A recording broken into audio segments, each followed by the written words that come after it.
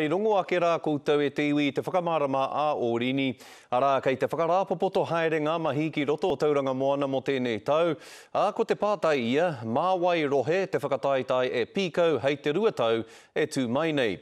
I tino eke te kaunga o ngā kapa ki te karamatamata i tēnei tau, kei a Kereama Wright he kaunga whakaaro ki e ne momo kaupapa Kereama.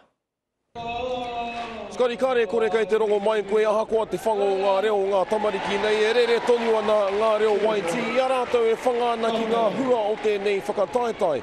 Heo e anō i mua i te putanga o e rā hua ka tukuna te mauri o tēnei whakataetai ki tētahi rohe hou mo te tau 2015 arā ki te rohe o Manawatu, Horowhenua.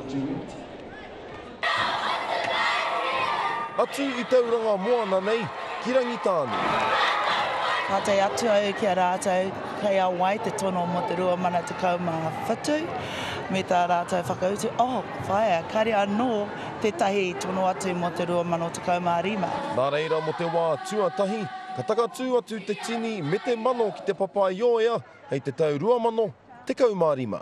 He huarei anō ki te hapai e tō tātou reo, ki te whakaatu mai e huarei anō mā tātou tamariki mokopuna. E rā hua katoa kua puta mō ngā ringa raupāo mā tātua nei, engari e hara kau i te mea he mahi waingohi anoa. E taumaha ki te mahi he nei whakataitai.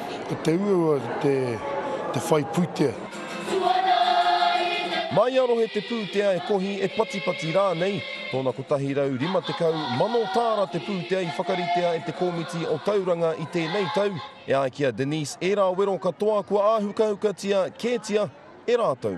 Kei tō mātou rohe te mana whenua a Rangitāne, ka harātou ki te tautoko i a mātou, o tira ko te kaunihira o te rohe nei a te papai o ia. Engari he nui hoki ngā akoranga o tēnei wiki. I te tuhitui ngā kōrero i rote i te tahi pakapaka, ai, kohia tērā, ai, maumahara koe tēnā. Neke atu i te 15 mano tāngata i tatu mai i te roanga o tēnei wiki, ai kore ka tipu anō tērā, ka uana te waka ki Rangitāne. O te ake e skari a kōkō tata nei puta ai ngā hua o tēnei whakataetai, kei konei tonu ngā tamariki e whangāna ki e rā hua, nā ki te puta e rā hua i mua i te paunga o tēnei hōtaka, ka hoki mai anō tātou ki tauranga nei. Tika tēnā Kereama, hei au kōkō ake nei hoki atu anō ai ki a koe.